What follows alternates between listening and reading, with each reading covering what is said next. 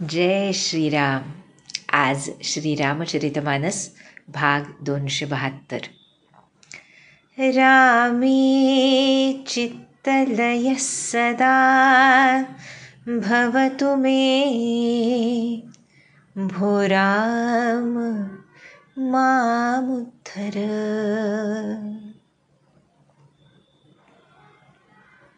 भगवतचरणी सद्गुरुचरणी आपण अशी उद्धाराची प्रार्थना, विनवणी, अजिजी का करतो? तर त्या स्थानी उद्धार होणारच याची खात्री आम्हाला असते. आम्हाला कळो अगर न कळो, कुठंतरी अंतर्मनामध्ये खात्री असते, म्हणूनच प्रार्थना घडते. मग ती लौकिक कामनेसाठी असो वा अलौकिक शांतीसाठी असो, आतमध्ये खात्री त्या जीवाला असते, कारण जीव त्याच्यापासूनच आलेला आहे. आणि त्यामुळे जसं लेकराला आपल्या वडिलांबद्दल खात्री असते, तशी जीवाला परमात्म्याबद्दल खात्री असते. आणि त्यातूनच ही प्रार्थना घडते.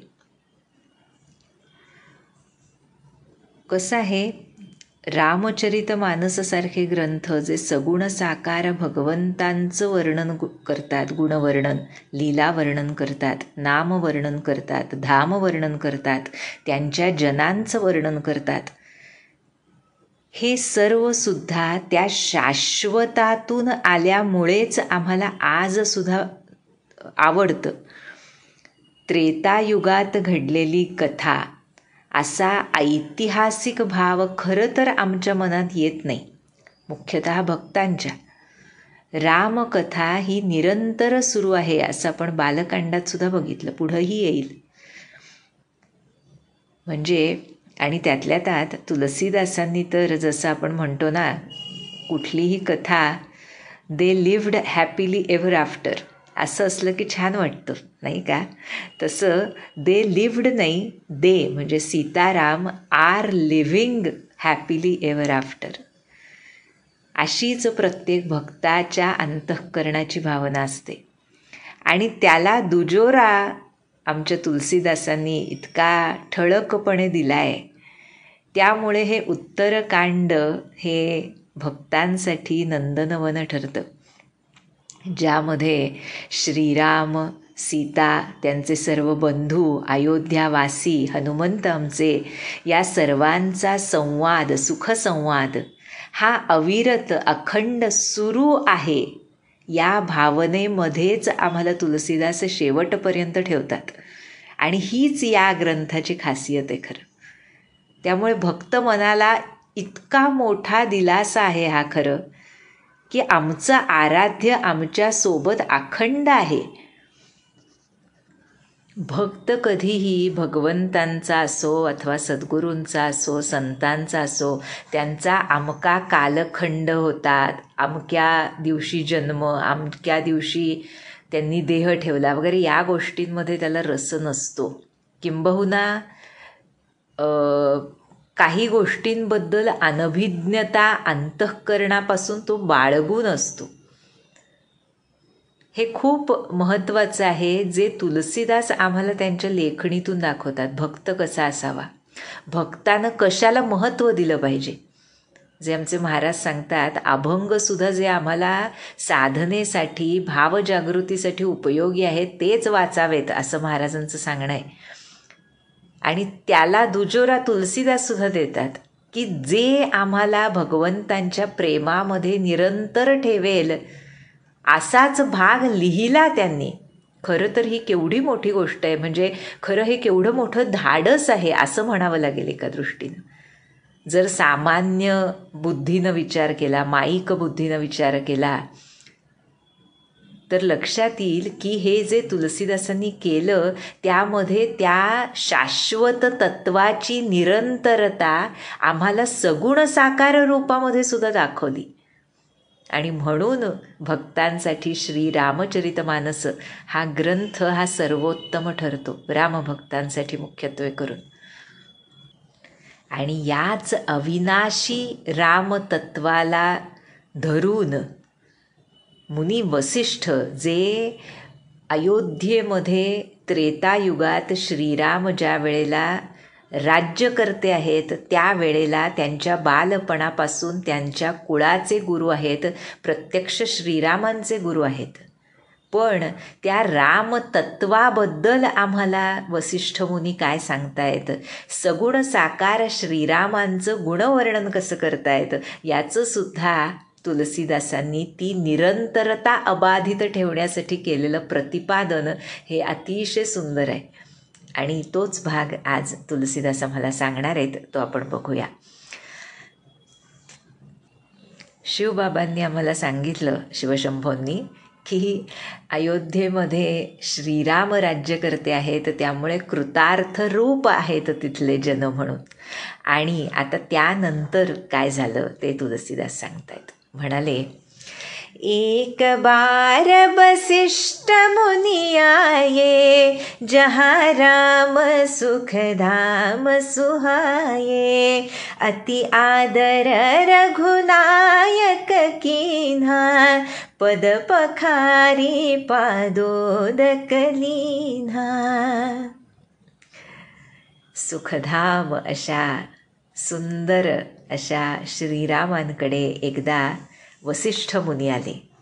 रघुनाथांनी त्यांचा आदर सत्कार केला, पादप्रक्षालन केलं. प्रत्यक्ष गुरु आलेत ना, पाद्यपूजा केली गुरूंची आणि चरणामृत घेतलं. बरं का, पद पखारी पादोदक लीन्हा. शिष्यासाठी अमृत आहे ते. शिष्यासाठी त्याच्या इतकं महत्त्वाचं काही असू शकत नाही. आपल्याला माहीत आहे ना, आमचे ब्रह्मानंद महाराज काहीही तोंडात पाणीसुद्धा घ्यायचे नाहीत. गोंदवल्याला आले की कधी कधी महाराज गोंदवल्यात नसायचे सुद्धा. मग ते येईपर्यंत वाट पाहायची.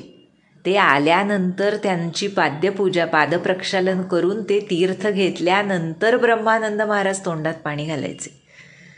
गुरुसेवा काय असते हे अशा शिष्योत्तमांकडनं शिकावं. आज आम्ही गोंदवल्याला जाताना आमच्या वेळेनुसार जातो. सद्गुरूंना संतांना भेटण्यासाठी आम्ही वेळ देतो. ऑडॅसिटी असते आमच्यामध्ये आणि ती नम्रता त्यामुळे कुठेतरी आम्ही मिस करतो. त्यानं सद्गुरूंना काही फरक पडत नसतो, पण खरं आम्हालाच शून्यता न आल्यामुळे कुठेतरी सद्गुरूंच्या आज्ञा पालन करण्यामध्ये त्रुटी राहून जाते. ते न व्हावं यासाठी ह्या श्रीरामांनी इथे किंवा आमच्या ब्रह्मानंद महाराजांनी अनेक ठिकाणी उल्लेख आहेत. श्रीकृष्णांनी सांदीपनी मुनींची त्यांच्या पत्नीची कशी सेवा केली. प्रत्येक ठिकाणी गुरु सेवा, गुरुपाद्यपूजा याचं काय महत्त्व आहे हे आम्हाला समजावून सांगत असतात. त्यानुसार निदान गुरूंनी जे सांगितलं त्याच्या बाहेर जाऊन काही करण्याची इच्छा होऊ नये ही प्रार्थना तरी आमच्या हृदयात जन्म घेवो, हीच महाराजांच्या चरणी प्रार्थना.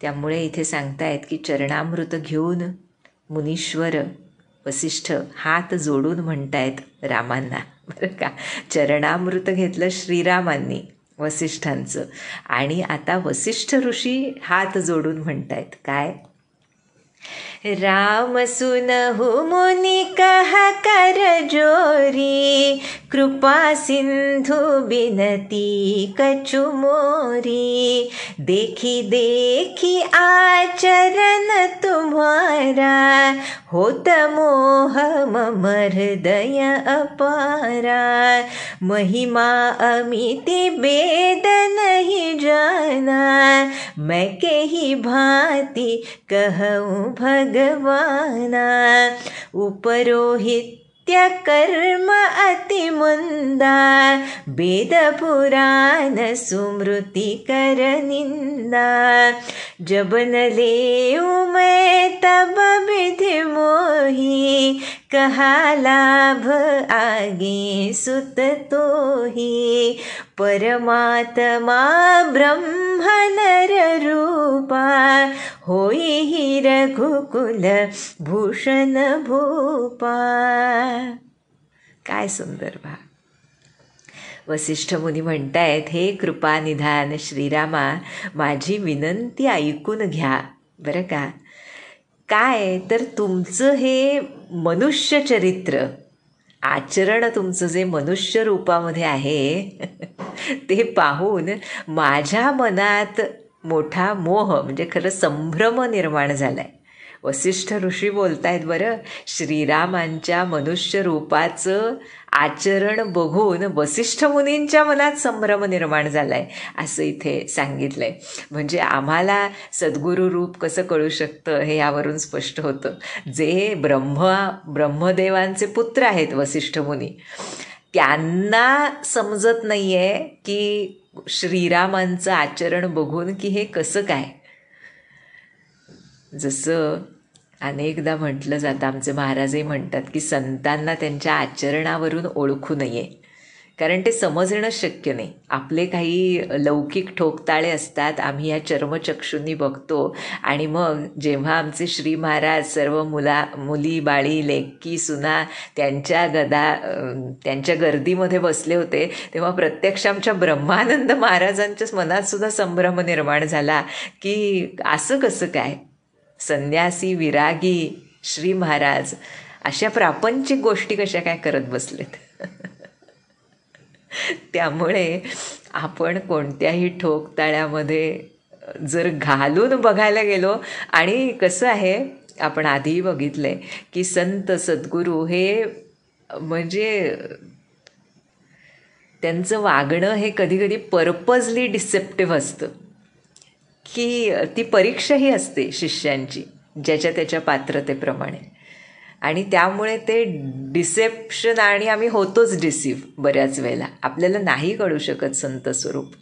त्यामुळे एका जागी डोकं ठेवणं आणि जे सांगतील तसं ऐकणं हेच मनुष्य जन्माला आल्यानंतर योग्य असं जे संत आम्हाला सांगतात, महाराज सांगतात, एक गुरु ते पाळावं आणि त्यानुसार चालावं हे उत्तम. कारण इथे प्रत्यक्ष वसिष्ठ मुनींच्या मनात संभ्रम निर्माण झाला आहे सांगतायत ते. कारण म्हणतायत, हे भगवन, तुमच्या महिम्याला काही मर्यादा तर नाही, महिमा अमित आहे, वेदही ते जाणत नाहीत, पूर्ण तुमचा महिमा वेदसुद्धा जाणत नाहीत, मग मी तो कसा जाणू शकेन, मी कसा सांगू शकेन. कारण म्हणतायत, उपरोहित्य कर्म अतिमंदा, जो पुरोहित असतो, कुलपुरोहित आहेत ना, कुलगुरू आहेत वसिष्ठ रघुकुलाचे, तर ते जे कर्म आहे ते खरं तर खूप खालच्या दर्जाचं कर्म आहे सांगतायत बरं वसिष्ठ. वेद पुराण स्मृती सर्वच त्यांची निंदा करतात. म्हणजे पुरोहिताचं जे कर्म आहे ते खालच्या दर्जाचं आहे हे त्यांनी सांगायचं. कारण खरं हे जे कुलपुरोहित किंवा ह्या ज्या सगळ्या गोष्टी असतात त्यामध्ये लौकिक बराच मिसळलेला असतो.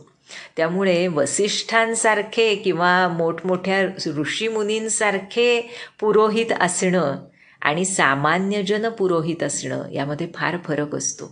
त्यांना ती डिसर्नमेंट असते, म्हणजे तो सार असार विवेक त्यांचा पक्का असतो, किंबहुना ते पोचलेलेच असतात. त्यामुळे त्यांच्यासाठी हे खूप श्रेय आणि प्रेय वेगळं करणं सोपं असतं. पण सामान्य माणसाला अनेकदा श्रेय आणि प्रेय वेगळं न करता आल्यामुळे त्या कर्मामध्येच अडकून जाऊन खरं जे कर्म स्मरण भगवंतांचं, त्यांची उपासना, त्यांचं अखंड नामस्मरण यापासून कुठेतरी विलग होण्याचा धोका असतो. आणि म्हणून इथं सांगतायत वसिष्ठ की हे कर्म क्षुद्र आहे, अतिमंदा, कर्म अतिमंदा, पुरोहिताचं कर्म त्याची निंदा केली जाते. त्यामुळे म्हणतायत की म्हणून मी सूर्यवंशाचं रघुकुलाचं पौरोहित्य घ्यायला तयार नव्हतो. बरं का, सांगतायत वसिष्ठ की मी घ्यायला तयार नव्हतो, पण ब्रह्मदेवांनी मला काय सांगितलं की हे पुत्रा, यामुळे तुला पुढे पुष्कळ लाभ होणार आहे. कारण या कुळामध्ये परमात्मा स्वतः प्रत्यक्ष मनुष्य रूप घेऊन रघुकुलभूषण ठरणारा राजा होईल असं ब्रह्मदेवांनी मला सांगितल्यामुळे मी हे स्वीकारलं, नाहीतर मी हे पौरोहित्य कर्म स्वीकारायला तयार नव्हतो सांगतायत.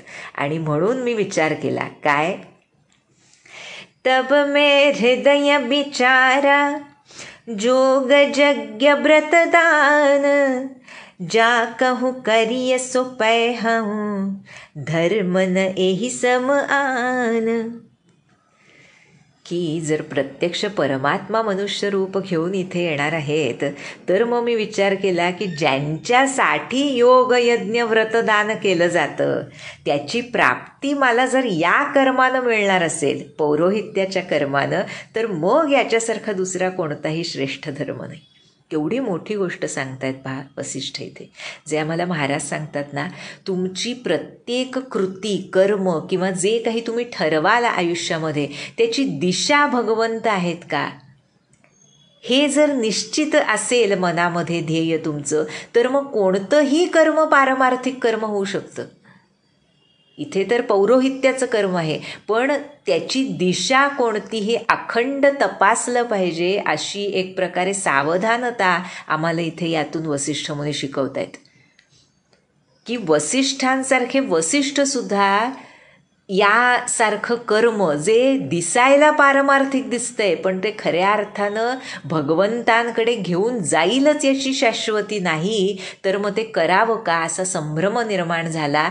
पण प्रभू दर्शन होणार आहे यामध्ये, हे जेव्हा ब्रह्मदेवांनी सांगितलं तेव्हा त्याच्यासाठीच जर मी हे कर्म न स्वीकारून जप तप यज्ञ याग दान करणार आहे, तर तेच जर मला या कर्मानं मिळत असेल तर का नको, म्हणून मी ते स्वीकारलं, असं एका दृष्टीनं सांगतायत. याहून मग दुसरा श्रेष्ठ धर्म उरत नाही.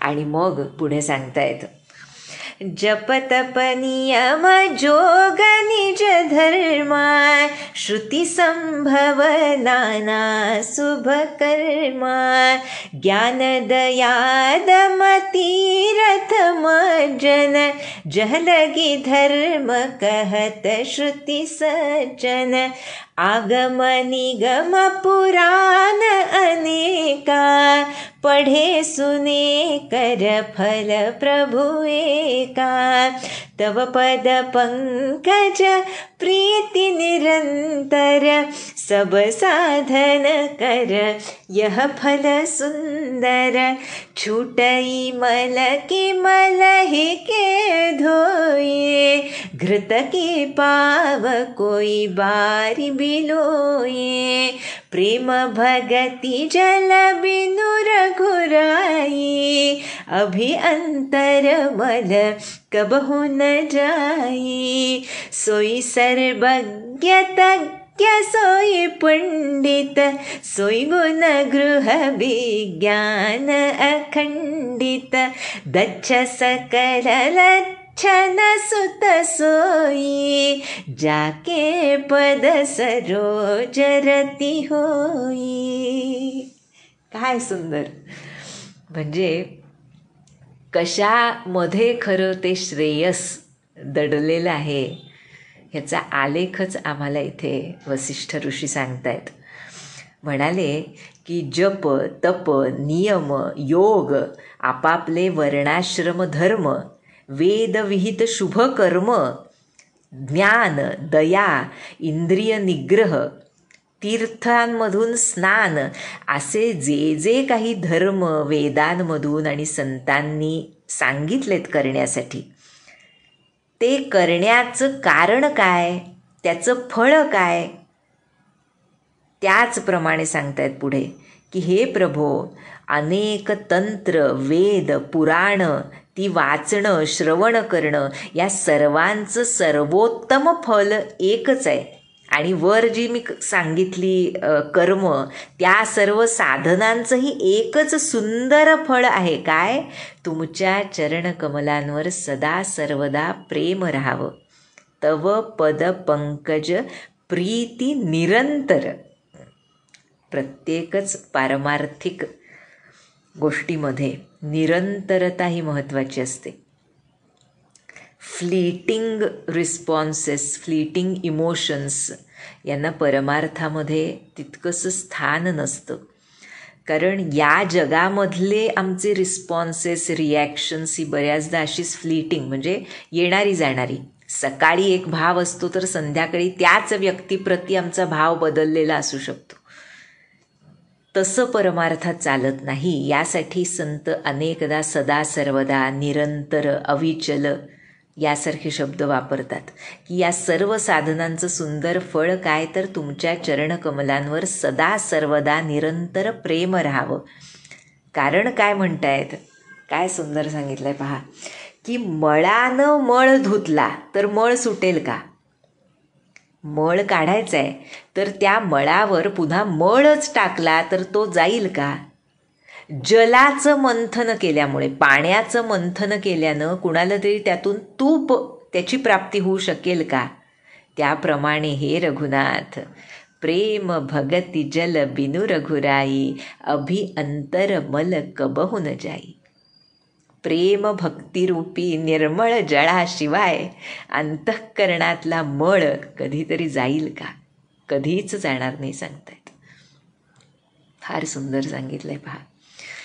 अंतःकरणामधला मळ हा चित्तमल आणि चित्तविक्षेप या दोन तऱ्हेनं असतो आणि त्याचं मूळ अहंकार. या गोष्टींमुळे आमचं चित्त चांचल्य, अनेक गोष्टींवर फिरणारं, अखंडपणे स्थैर्य नसणारं आणि विविध प्रकारच्या गोष्टींनी व्यग्र, चांगल्या आणि वाईट दोन्ही असं असतं. आणि ते स्थिर करण्याचं, हा मळ काढून टाकण्याचं, ह्या मळामध्ये दोन्ही गोष्टी येतात. हे फार महत्त्वाचं आहे. आमचे महाराज एके ठिकाणी म्हणतात की अति आनंदामध्ये सुद्धा भगवंताचं विस्मरण होत नाही ना, याकडे लक्ष द्यावं. कबीर म्हणाले ना की जो आनंदामध्ये स्मरण ठेवेल त्याला दुःख होईल कशाला, असा दोहा आहे त्यांचा. त्याप्रमाणे जर आनंद म्हणजे लौकिक आनंद, सुख ज्याला आपण म्हणतो, प्लेजर, तो आहे आणि भगवंताचं विस्मरण आहे, तर त्या सुखाला सुद्धा चित्तमल हीच संज्ञा बसते. केवळ व्यग्रता, काळजी म्हणजेच चित्तमल असं नाही. ज्या ज्या गोष्टींनी आम्ही भगवंतापासून दूर जातो तो सर्व चित्तमळ, आणि त्यातूनच चित्तविक्षेप जन्मतो. चित्तविक्षेप म्हणजे ज्या गोष्टींनी आम्ही भगवंतापासून दूर जातो त्या मळाचा परिपाक. त्यामुळे या दोन्ही गोष्टी जर नाहीशा करायच्या असतील तर प्रेम भक्तिरूप निर्मळ जळ त्यावर शिंपडावं लागतं, जे प्रेमाश्रूंच्या रूपानं नयनांमधून वाहतं भक्तांच्या. त्याच्या इतकं पुण्य नाही सांगतात संत आम्हाला, की ते झाल्याशिवाय तुमच्या अंतःकरणातला मळ जात नाही. पण त्यात निरंतरता असली पाहिजे सांगतायत वसिष्ठ. आणि म्हणून सांगतायत पुढे की ज्याला असं तुमच्या चरणकमलांविषयी प्रेम आहे तोच सर्वज्ञ आहे, तोच तत्वज्ञ आहे, तोच पंडित आहे. बस, तोच गुणांचं माहेर आहे सांगतायत. अखंड विज्ञानी आहे, चतुर आहे आणि सर्व लक्षणांनी युक्त आहे. हे चातुर्य हवं आहे आम्हाला.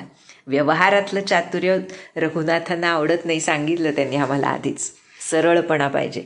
पण हे पारमार्थिक चातुर्य, ज्यांना आम्ही प्रभुचरणांपासून क्षणभरसुद्धा विलग होणार नाही, हे हृदयाशी जपणं, हा खरा आमच्या महाराजांना अभिप्रेत असलेला स्वार्थ आहे. स्वार्थ खरा साधारे जे महाराज म्हणतात तो हा स्वार्थ आहे. आणि त्यामुळे इथे वसिष्ठ सांगतायत की म्हणून मी तुमच्याकडे एक वर मागतो. पहा बरं, वसिष्ठ मुनी श्रीरामांकडे वर मागतायत.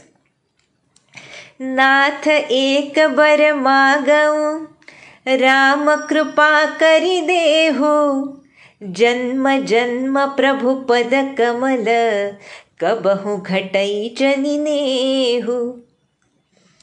कृपा करून मला एक वर द्या जो मी मागतोय, की तुमच्या चरणकमलांवर माझं प्रेम जन्मजन्मांतरातून सुद्धा कधीही कमी न व्हावं. एवढा एकच वर कृपा करून मला द्यावा, असं वसिष्ठ ऋषींनी सांगितलं. खूप शिकवते ही वसिष्ठ कथा किंवा हा वसिष्ठ रामसंवाद आम्हाला. वसिष्ठ काय म्हणायचं, कुलगुरू आहेत. म्हणजे कुलगुरू पण जाऊ देत, श्रीरामांचे सद्गुरू आहेत. खरं श्रीरामांना ज्यांनी शिकवलं आहे असे गुरु आहेत. आणि तरीसुद्धा ज्या वेळेला तो भगवत भाव आहे त्यावेळेला नम्र होऊन श्रीरामांकडे वरदानाची याचना करताना दिसत आहेत. पण याचा अर्थ त्यांनी आपलं कुलगुरुपद सोडलं का? तर नाही. अनेकदा आमच्या मनात प्रश्न येत असतो की महाराजांनी आम्हाला ज्या ज्या गोष्टी करायला सांगितल्या आहेत, जसं षड्रिपूंना आवरण्याचा प्रयत्न करावा, अर्थात नामस्मरणाच्या जोडीनं. केवळ आम्ही मानसिक शक्तीनं आवरू म्हणलं तर तेच शक्य होत नाही, हे माहीतच आहे आपल्याला अनुभवांती. त्यामुळे नामाच्या जोडीनं जो सार असार विवेक केला पाहिजे, ज्या गोष्टी टाळल्या पाहिजेत, क्रोध येत असेल, अनावर होत असेल तर त्या जागी प्रत्यक्ष महाराज आहेत हा भाव ठेवून आम्ही त्या क्रोधाला तिलांजली देण्याचा प्रयत्न केला पाहिजे आणि तशी देता यावी अशी महाराजांना प्रार्थना केली पाहिजे. या सर्व गोष्टी आम्ही बघत असताना आमच्या मनामध्ये अनेकदा येतं, मग आम्ही मुलांना वळण लावायचं की नाही? किंवा ज्या गोष्टी अगदी समजा आम्ही काही प्रोफेशनमध्ये काम करत असू तर हाताखालच्या लोकांना काही वेळेला ओरडावं लागतं, काही सांगावं लागतं, त्यावेळी त्यांना तसं सांगावं की नाही असे प्रश्न मनामध्ये येऊ शकतात. इथे वसिष्ठ आम्हाला सांगतायत रामांचे गुरु आहेत ते. प्रत्येक गोष्टीत आपण बघतोय सुरुवातीपासून श्रीराम वसिष्ठांना विचारल्याशिवाय कोणतीही गोष्ट करत नाहीत. प्रत्येक वेळेला कुठंही जाताना कुठूनही आल्यानंतर प्रथम गुरुचरण पूजा होते.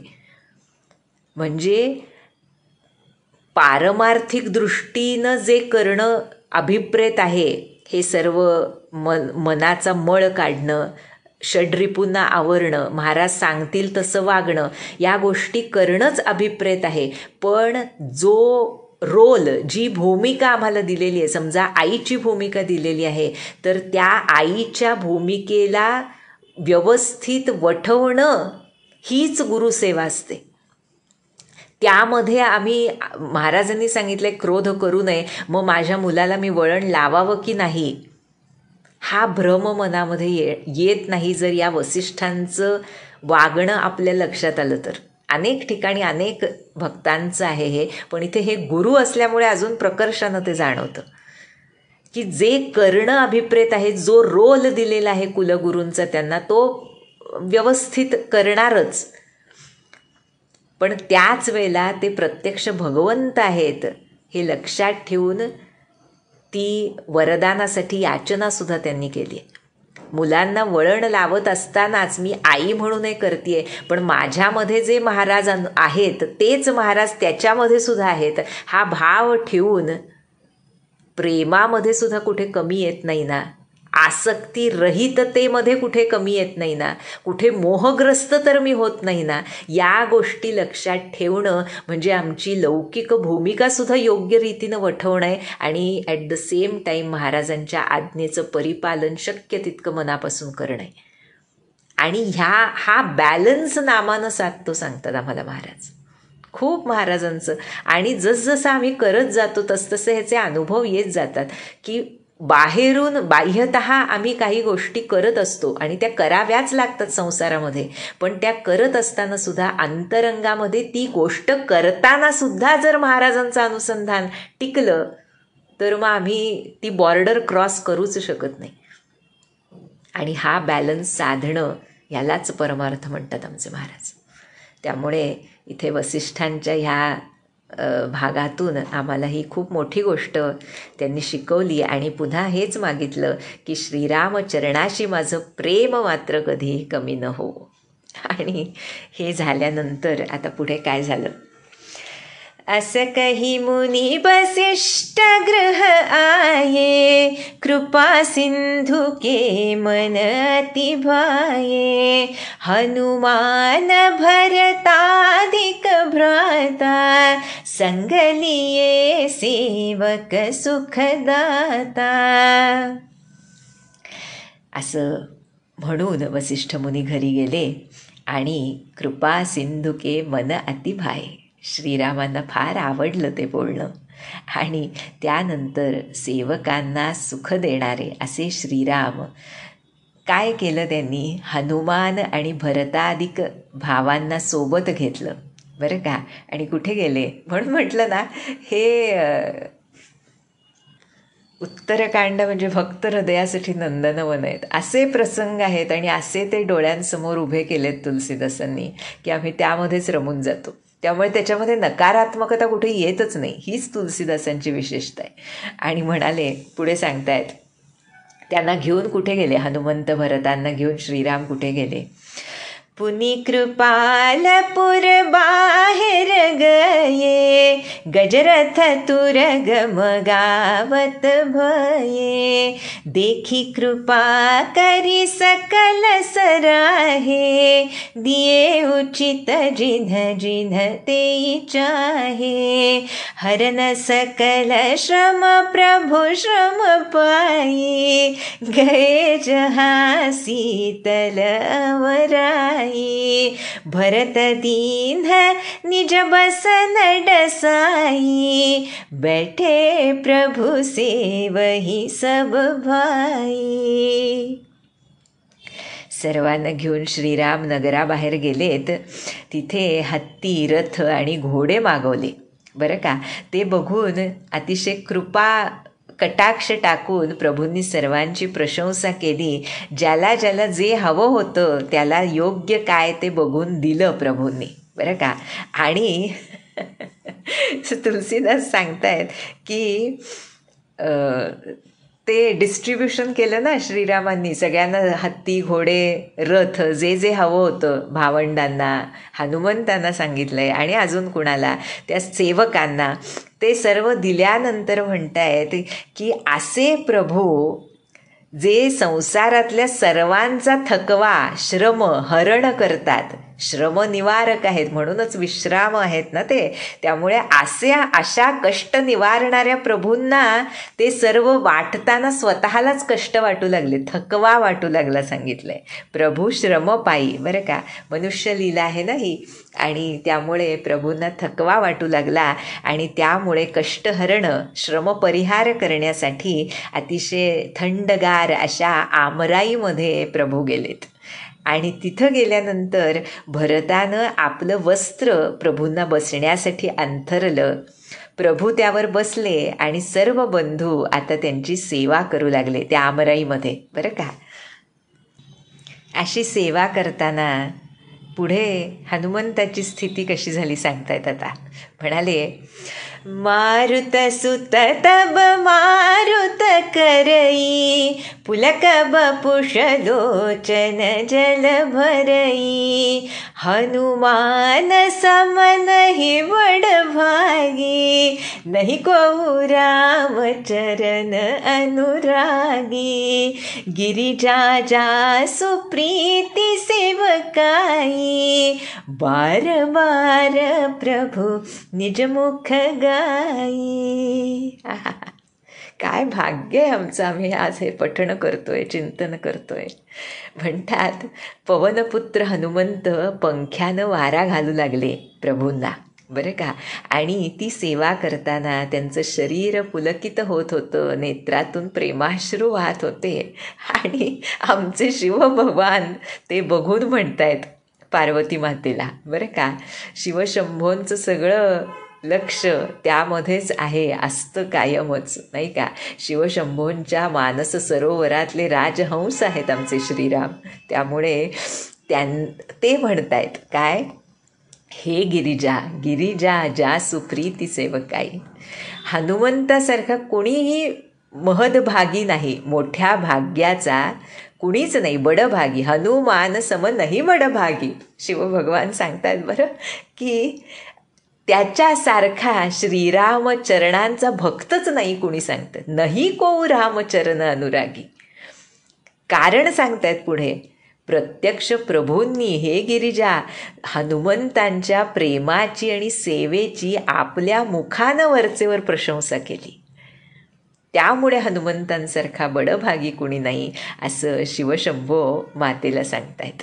आणि असा हा सुंदर प्रसंग, अशी ही सुंदर घटिका सुरू असताना कोण आलंय तिथे पहा बरं.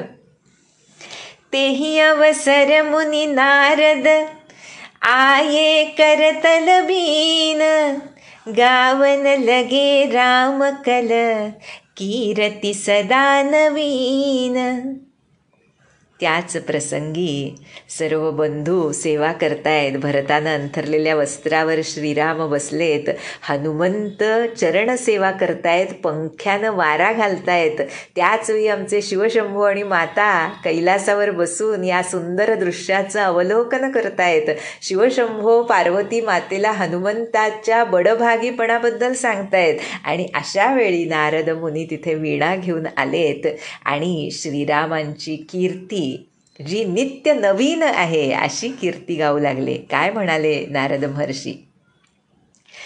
मामवलोकय पंकजलोचन कृपाविलोकनी सोच विमोचन नीलतामरस श्याम कामरी हृदय कंज मकरंद मधुपहरी. आहा, काय खरंच असं वाटतं.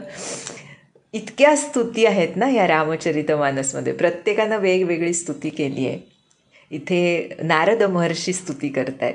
म्हणजे असं वाटतं तुलसीदास जेव्हा लिहित असतील तेव्हा कदाचित हे सर्व त्यांच्याजवळ की माझीसुद्धा स्तुती असू देत प्रभूंची ग्रंथामध्ये, असं म्हणून कदाचित त्यांना घालायला सांगितली असावी असं वाटतं. कारण प्रत्येकाची जणू अहमहमिका आहे की माझी स्तुती, मला स्तुती करायची प्रभूंची, मला स्तुती करायची असं वाटतं. पहा हा ग्रंथ वाचताना. म्हणजे या संबंध रामचरितमानसमधल्या प्रत्येकाची वेदस्तुती असो, ब्रह्मस्तुती असो, आमच्या शिवशंभोंची स्तुती असो, इंद्रदेवांची स्तुती असो, इथे ही नारद महर्षींची स्तुती, अनेक स्तुती बघितल्या की आपण. सुतीक्ष्ण मुनी आमचे, अगस्ती ऋषी, सर्व ऋषीमुनींच्या स्तुती ह्या सर्व इतक्या सुंदर आहेत की फक्त त्या स्तुती त्याचं पठण केलं, चिंतन केलं तरी आम्ही रामचरण प्रेमामध्ये हरवून जाऊ स्वतःला.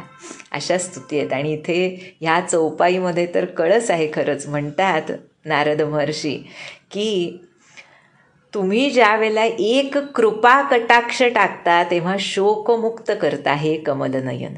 अशा कृपादृष्टीनं माझ्याकडे पहा ना हे श्रीहरी. कसे आहात तुम्ही? नीलकमलासारख्या श्याम वर्णाचे आहात आणि काम अरी हृदय कंज मकरंद मधुप असे आहात. कामदेवाचे शत्रू काम अरी कोण? आमचे महादेव. त्या महादेवांच्या हृदय कमलातल्या प्रेमरसाचं प्राशन करणारे भ्रमर आहात. काय सुंदर पहा, काय लिहिलंय खरंच. नील तामरस श्याम काम अरी हृदय कंज मकरंद मधुपहरी. असे कमलनयन श्रीराम आहात जे महादेवांच्या हृदय कमलातल्या प्रेमरसाचं अखंड प्राशन करताय. असे भ्रमर आहात सांगितलंय. म्हणजे अखंड वास आहे श्रीरामांचा महादेवांच्या हृदयामध्ये. म्हणून श्रीराम म्हणाले पहा पूर्वी की मला ओळखत असतील तर महादेव ओळखतात, माझी गिरिजाऊ ओळखते. कारण गिरिजाऊला सगळं वर्णन करून महादेव अखंड सांगत असतात नाही का. आणि काकभुषुंडी ओळखतात सांगितलं होतं श्रीरामांनी सुंदरकांडात. काकभुषुंडींची कथा येईलच आता पुढे. त्यामुळे असे भ्रमर आहात.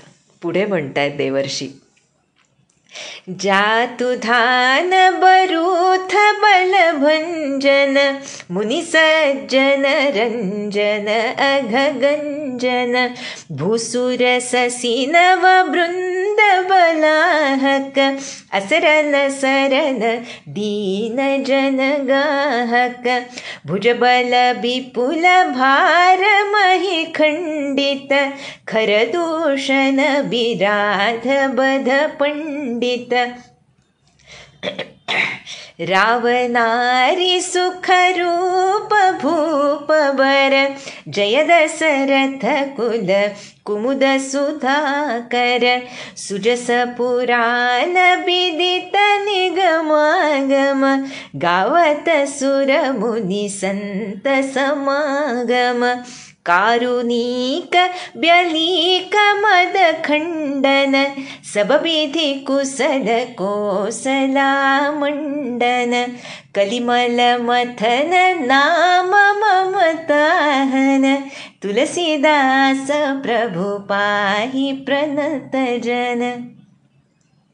प्रेम सहित मुनी नारद बरनी राम गुणग्राम, शोभा सिंधु हृदय धरी गए जहाँ विधी धाम.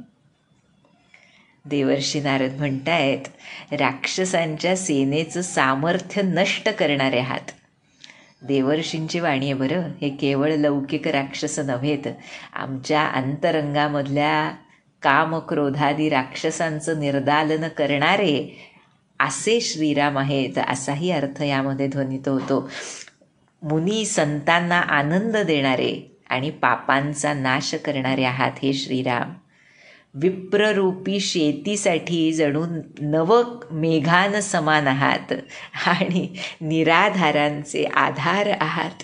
दीनजनांना आपलंसं करणारे, आपल्या जवळ घेणारे अशरण शरण आहात हे श्रीराम. आपल्या बाहुबलानं पृथ्वीचा भार नष्ट करणारे, खरदूषण विराधादी राक्षसांचा वध करण्यामध्ये कुशल असे आहात. रावणारी आहात, आनंद स्वरूप आहात, भूप वर राजांमध्ये सर्वश्रेष्ठ आहात आणि दशरथांच्या कुलरूपी कुमुदिनीसाठी चंद्रमा असणारे हे श्रीराम. तुमचा विजय असो. जय दशरथ कुल कुमुद सुधाकर. तुमची अशी सुंदर कीर्ती पुराणांमध्ये आणि अगदी तंत्रादी शास्त्रांमध्ये सुद्धा प्रकट झालेली आहे. देव मुनी संत समुदाय अखंड अशा रीतीनं तुमची कीर्ती गात असतो. कसे आहात तुम्ही? कारुणिक, अकारण करुणा करणारे आणि व्यलिक मदखंडन, खोट्या अहंकाराचा नाश करणारे असे सबविधी कुशल, सगळ्यामध्ये कुशल. कारण कुशलता हा गुणच तिथून निर्माण होतो ना श्रीरामांमधून. प्रत्येक गुणाचं उगमस्थान आहे श्रीराम. त्यामुळे ते सर्व गुण त्यांच्यामध्ये आहेत पेक्षा ते गुण म्हणजेच श्रीराम आहेत खरं. आणि म्हणून अशा प्रकारे तुम्ही अयोध्येचे भूषण आहात. पुढे म्हणतायत देवर्षी जे अखंड नाम गातात ते सांगतायत, कलिमल मथन नाम ममताहन. कलियुगातल्या पापांचं मंथन करणारं, म्हणजे त्यांना घुसळणारं असं तुमचं नाम आहे आणि ममतेला मारणार आहे, आसक्तीला मारणारं असं तुमचं नाम आहे हे श्रीराम. हे तुलसीदासांचे प्रभू, शरणागताचं रक्षण करा. तुलसीदास प्रभू पाही प्रणतजन. या सर्व संतजनांनी अगदी वसिष्ठादीपासून नारद महर्षींपर्यंत हे जे मागितलंय शरणागताचं रक्षण करा, हे आमच्यासारख्या हीन जनांसाठी मागितलंय. आणि खरोखर प्रभू अशा भक्तांचं ऐकतात. म्हणूनच भगवंतांचा मार्ग हा भक्तांच्या भक्तीमधूनच जाऊ शकतो. तिथे भक्तांचा, सद्गुरूंचा, संतांचाच वशिला चालतो.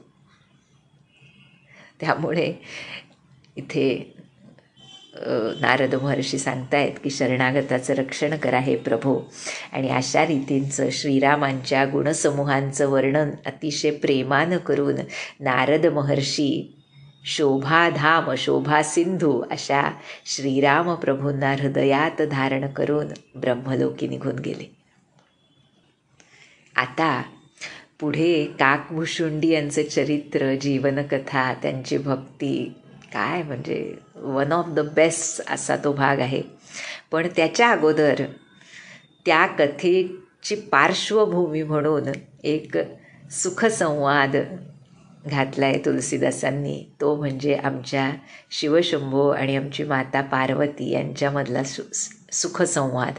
रामायणासंबंधी, रामसीतेच्या भक्तीसंबंधी, या पवित्र लीला कथांच्या संबंधी.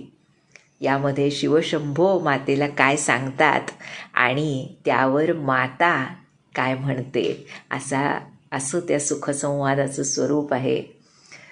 अत्युच्च आनंद भक्तांना देणारा असा हा संवाद आहे जो तुलसीदास आम्हाला सांगतील. आणि त्यानंतर त्या संवादातूनच काकभुशुंडी कथा कशी सुरू होते हे तुलसीदास सांगतील, ते आपण पुढच्या भागामध्ये बघूया. जानकी जीवन स्मरण. जय जय राम.